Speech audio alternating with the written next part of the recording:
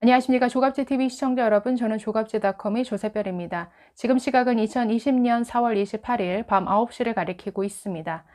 네, 어제 민식이법의 발단이 되었던 어린이 보호구역 내 차량 사고, 운전자에게 법원이 금고 2년의 실형을 선고했다라는 사실을 알려드린 바 있습니다.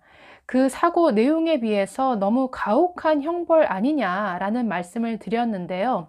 네, 금고 2년은 징역 2년과 다를 바가 없습니다. 강제 노역만 없을 뿐이지 감옥에서 2년을 보내야 하는 것은 같다라는 것이죠. 그러나 이 사고가 과실치사 사고입니다. 고의로 사람을 죽이려고 한 것도 아니고 음주, 무면허, 뺑소니와 같은 이런 사고도 아니었습니다. 그 사고 현장 영상을 보시면 네, 이 각각 1차선 도로였는데 네, 이쪽에 텅 빈 도로를 네, 운전자가 시속 23km의 속도로 네, 지나가고 있었습니다. 어린이 보호구역 내에 진입을 했는데 반대편은 신호 대기 중이던 차량들로 차들이 줄지어 서 있었습니다. 그 사이로 이 김민식 군이 동생 손을 잡고 네, 반대편 차량 사이에서 갑자기 튀어나온 것이죠. 그래서 시속 23km로 굉장히 서행하고 있었지만 미처 튀어나온 아이를 피하지 못하고 그대로 부딪히는 바람에 그 자리에서 이 김민식 군은 사망하는 이런 안타까운 사고였습니다. 네, 물론 어린이 보호구역이고 신호등이 없는 횡단보도를 건너다가 일어난 사고니까 일단 멈춤을 했어야 되지 않느냐라는 지적이 있을 수 있겠지만 그럼에도 불구하고 음주 무면허도 아닌 사건에 대해서 실형 2년을 선고한 것은 정말 전례가 없는 일이었죠. 그래서 지금 이 판결에 대한 대부분의 법조계의 반응은 너무나 지나치다. 그리고 형평에 어긋난다라는 이런 반응이 많았습니다. 자, 이 민식이법은 어린이 보호구역 안에서 일어난 교통사고 가해자에 대해서 정말 처벌을 아주 대폭 강화한 내용을 담고 있습니다.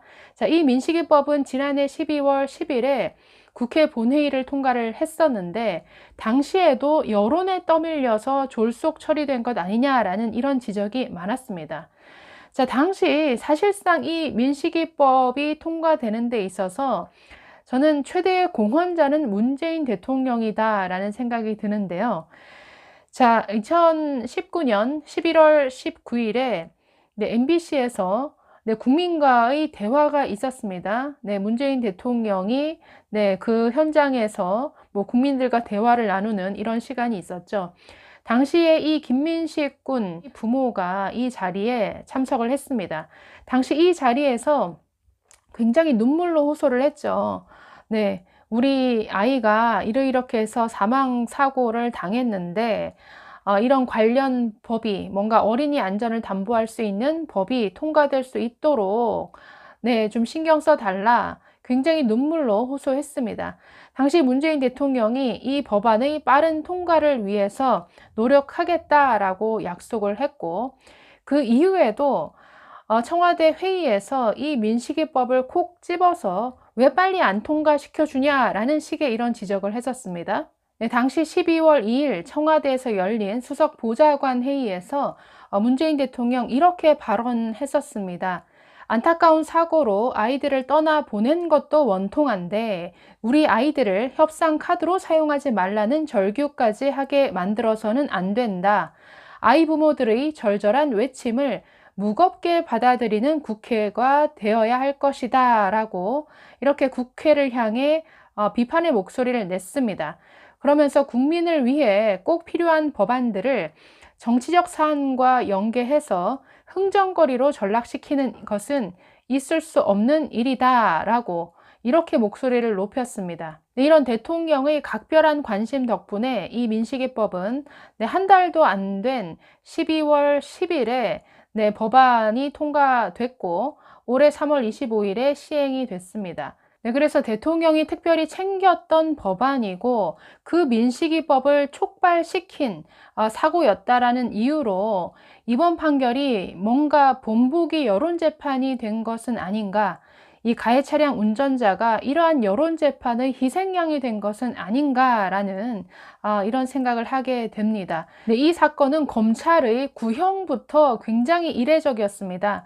자, 검찰은 지난 17일 결심 공판에서 네, 법정 최고형인 금고 5년을 구형한 바 있습니다. 음주나 뺑소니도 아닌 네, 일반 과실 사건이죠. 운전 중 전방 주시를 안 했다라는 것, 그리고 어린이 안전보호 의무를 위반했다라는 내용인데, 자, 이런 사건에 대해서 법정 최고형을 내려달라라고 요구하는 것은 참 이례적이라는 것이죠. 자, 그래서 교통사고 전문 변호사는 이렇게 지적합니다. 고의로 죽이려고 한 것도 아니고, 음주도 아닌 주차된 차량 사이에서 뛰어나온 아이들을 피하지 못한 일반 과실 사고에서 금고 2년은 이것은 예상 밖이다라고 이렇게 지적했습니다. 이 사건에 대해서 재판부는 이렇게 판단했습니다. 피해자 형제가 함께 사고를 당한 점, 형이 사망하였고 어린 동생도 정신적 충격으로 인한 후유증이 염려되는 점, 또 부모가 심대한 정신적 고통을 겪고 있고 피고인에 대하여 엄벌을 구하고 있는 점, 자, 이것을 적시했는데 이것은 가해자에게 불리한 사정이죠. 자, 반면에 또 이렇게 말합니다. 초범이고 차량이 시속 22.5에서 23.6km로 그리 빠르지는 않았던 것으로 보이며 피해자 형제가 갓길에 주차된 차량 사이에서 횡단보도로 뛰어서 건너는 상황이어서 과실이 전혀 없다고 하기 어렵다라고 이렇게 지적했습니다. 자, 그래서 이러한 유리한 상황, 불리한 상황을 다 계산했을 때 그럼에도 불구하고 이 형량은 지나치게 높다라는 점입니다. 또 다른 변호사는 이렇게 지적했습니다. 과속도하지 않은 과실 운전자에게 내린 선고치고는 정말 심하다라는 평가가 나올 정도로 센 판결이다. 언뜻 봐도 초범이고 제한 속도를 지켰다는 점, 감경 요소가 더 많은 사건인데 오히려 가중이 된 듯한 판결이다라고 지적을 했습니다. 자, 그런데 이 사건과 비슷한 다른 사건에서는 집행유예가 나온 경우가 많습니다. 자, 지난해 7월 강원 인제의 초등학교 앞 어린이 보호구역에서 40대 운전자가 가속 페달을 브레이크로 착각해서 밟았는데 차가 중앙선을 넘어서 인도를 침범해서 8살 아이를 사망케 한 이런 사고가 있었습니다. 자, 이 판결에서 운전자는 금고 1년에 집행유예 2년을 선고받았습니다. 자, 이뿐 아니라 2018년 9월에 경기 수원의 한 교차로에서는 자전거를 타고 횡단보도를 지나던 8살 아이를 이 버스가 치여서 숨지게 한 사건이 있었습니다. 자, 그러나 이 버스 기사에 대해서 금고 6개월에 집행유예 2년이 선고됐습니다. 이 민식이법이 통과될 때도 여론에 떠밀린 졸속 법안 처리다라는 비판이 있었는데 이 재판까지 마치 여론 재판이 된 것 같아서 참 안타깝습니다. 이 민식이법에 대해서는 그 처벌 기준이 너무 가혹하다라는 이런 비판이 가장 많이 제기가 됩니다.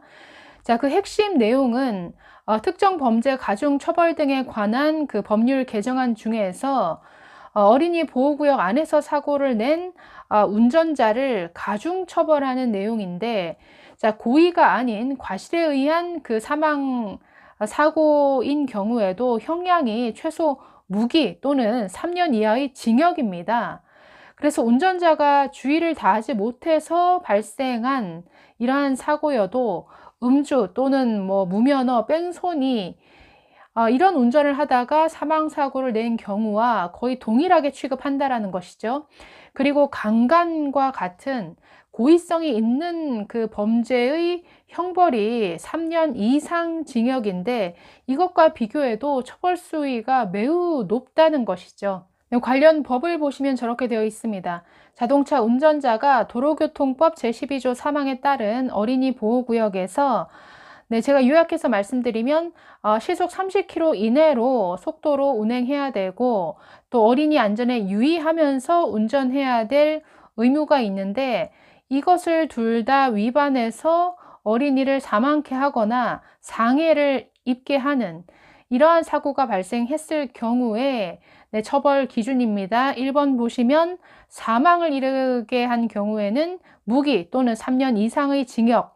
자, 2번 상해에 이르게 한 경우에는 1년 이상 15년 이하의 징역 또는 500만 원 이상 3천만 원 이하의 벌금에 처한다라고 되어 있습니다. 자, 교통사고 전문 변호사 가장 유명한 분 한문철 변호사죠. 어떻게 얘기를 하냐면 이것은 30km 이내로 서행했다 하더라도 다 뭐에 걸리냐면 저런 주의의무 위반에 다 걸리게 되어 있다라는 것이죠. 일단 어린이 보호구역 안에서 사고가 났다라고 하면은 거의 대부분은 유죄가 된다라고 생각하라 라고 이렇게 지적합니다. 네, 운전자가 아무리 천천히 속도를 낮춰서 운전해도 정말 예상치 못한 곳에서 아이가 튀어나와서 정말 그 사고를 피할 수 없었다 할지라도 일단은 주의 의무 위반에 다 해당된다라는 것이죠. 자, 그래서 한문철 변호사는 어떻게까지 당부를 하냐면 앞으로 어린이 보호구역은 미확인 지뢰 매설 지역이다라고 생각하라라고 아주 이렇게 강하게 신신당부를 합니다. 차라리 이 어린이 보호구역은 피해서 가라라고 이렇게 권고할 정도입니다. 자, 그러면서 이렇게 덧붙였습니다. 어린이 안전이라는 것은 교육으로 지켜지는 것이지 어른들이 아무리 조심한다라고 해서 그 어린이 안전이 100% 담보되는 것이 아니다라고 이렇게 말했습니다. 100번 동의하는 바입니다. 감사합니다.